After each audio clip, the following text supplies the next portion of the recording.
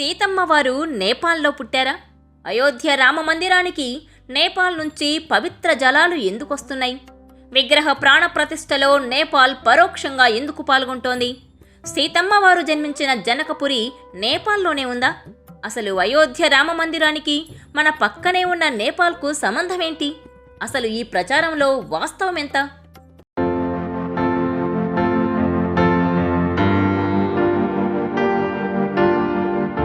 సీతమ్మ వారు నేపాల్లో పుట్టారా, భారత్లో పుట్టారా? ఆధారాలేంటి? ఏది నిజం?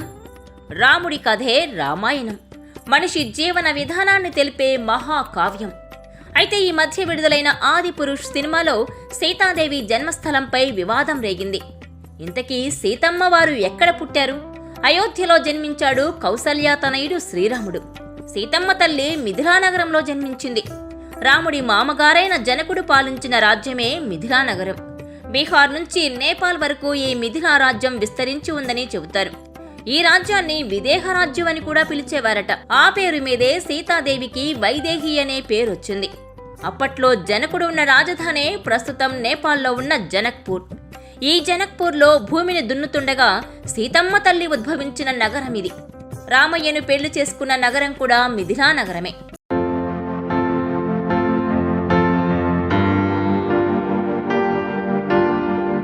సీతాదేవి నేపాల్లో జన్మించారనడానికి ఎన్నో చారిత్రక ఆధారాలున్నాయి.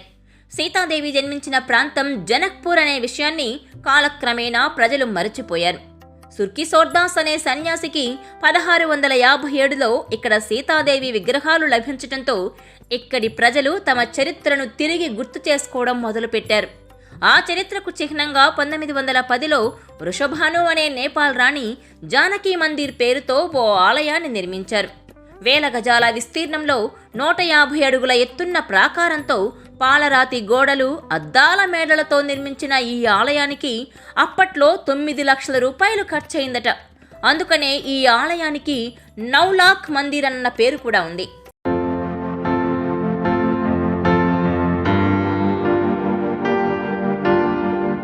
జానకీ మందిర్ నిర్మించిన ప్రాంతంలోనే సీతాదేవి శివధనుస్సును పూజించారని చెబుతారు.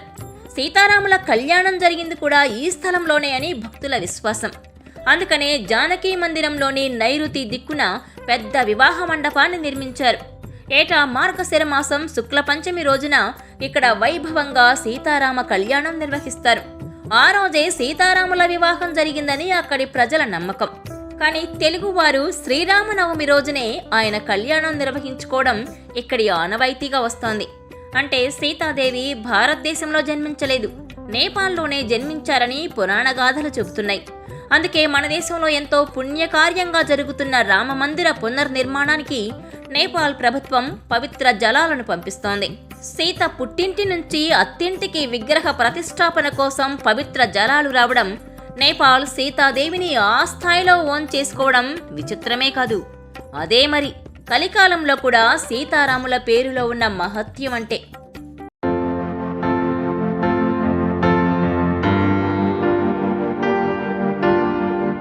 ఈ వీడియో మీకు నచ్చినట్లయితే please share, like and subscribe R24 Telugu.